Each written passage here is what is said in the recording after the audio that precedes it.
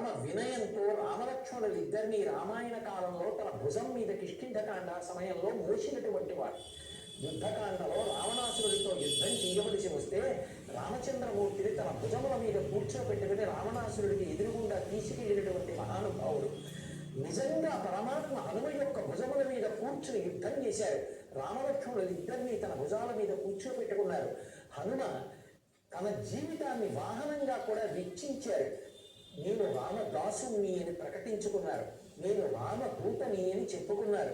అటువంటి హనుమ తన మీద ఆ భగవానుడు కూర్చుని ఉన్నప్పుడు రెండు చేతులుగా పెడతారు. ఇంతకన్నా నాకేం కావాలి అంటే భౌతికంగా పైన కూర్చోవడం కాదు, మనసులో సర్వకాల సర్వావస్థల యందు భగవంతుడు నిండి ఉంటే ఇంతకన్నా నాకేం కావాలి. ఈశ్వరుడు నా మనసుని అధిరోహిస్తే, ఈశ్వరుడు నా మనసులో ఇలా కూర్చుంటే ఇంకా నాకు ఇంతకన్నా ఏం కావాలంటారు. హనుమగా తనంత తానుగా బుద్ధి బలం యశో ధైర్యం నిర్భయత్వం అరోగత అజాడ్యం వక్పటత్వంచ ఇన్ని గుణములను హనుమ ఒక్కరే ఇవ్వగలరు. ఇన్ని గుణములను ఇవ్వగలిగినటువంటి హనుమ ఆయన్ని కీర్తిస్తే వస్తారని నమ్మకం లేదు.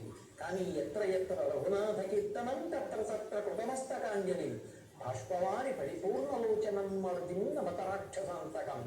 రామచంద్రమూర్తి యొక్క గుణగానం చేస్తే చాలు, పరమ సంతోషంతో వచ్చి అక్కడ కూర్చుంటారు.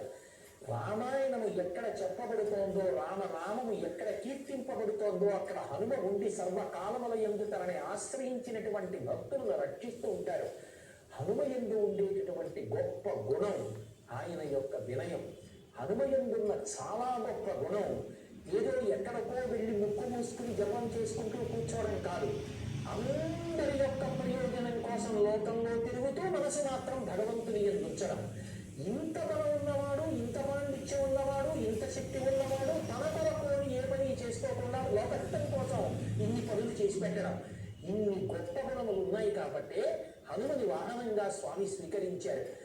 ఆయన వచ్చి తన మనసులో కూర్చుంటే, తనని అధిరోహిస్తే ఇంతకన్నా నాకేం కావాలని రెండు చేతులు ఇలా పెట్టి అంతటి మహానుభావుడు ఉండిపోయాడు. అంతటి మహానుభావుడే ఆ ప్రయోజనాన్ని కోరుకుంటే, ఆ సుఖాన్ని కోరుకుంటే, అలా భగవంతుడు మనసులో ఉండాలని కోరుకుంటే, భగవంతుడికి వాహనం కావాలని కోరుకుంటే మనం మాత్రం కోరుకోవద్దా? అందుకే ఆ హనుమద్వాహనం మీద వెళుతున్నటువంటి పరమాత్మని చూసినప్పుడు కనీసం మనకి కొన్ని విషయాలు జ్ఞాపకానికి రావాలి. హనుమలా లోకహితం కోసం బ్రతకగలగాలి. హనుమలా 10 మందికి మనశ్శాంతి కలిగేటట్టు మాట్లాడగలగాలి. హనుమలా ఎప్పుడూ కూడా మనసును నిగ్రహించుకునేటటువంటి ప్రయత్నం చెయ్యాలి. హనుమలా భక్తితో జీవనం చెయ్యాలి. హనుమలా నేను భగవంతుని యొక్క దూతని, భగవంతుని యొక్క దాసుని అన్న భావంతో దాస్య భావన నుండి దాసోహం నుండి సోహం అన్న భావనకి ఎదగాలి. అటువంటి స్థితికి ఎదగడానికి ఆ హనుమ యొక్క అనుగ్రహం, హనుమద్వాహనాన్ని స్వీకరించినటువంటి వెంకటేశ్వర అనుగ్రహం మనకి అవసరం. కాబట్టి ఆ మహానుభావులైనటువంటి హనుమ వెంకటరమణుల యొక్క అనుగ్రహ విశేషం చేత మనకి కూడా అటువంటి వినయం, అటువంటి వాక్కు, అటువంటి 10 మందికి ఉపకరించగలిగినటువంటి బుద్ధి కలగాలని మనం ఆ ఇద్దరి పాదములు పట్టి ప్రార్థన చేద్దాం. బ్రహ్మోత్సవాల్లో ఇంతకన్నా అద్భుతమైనటువంటి వాహనాన్ని, ఆ వాహన సేవని దర్శించేటటువంటి అదృష్టం మనకు ఎలా కలుగుతుంది? కాబట్టి ఆ వాహన సేవ చూసి మనందరం కూడా ఆనందాన్ని పొంది సద్బుద్ధిని పొందుదాం.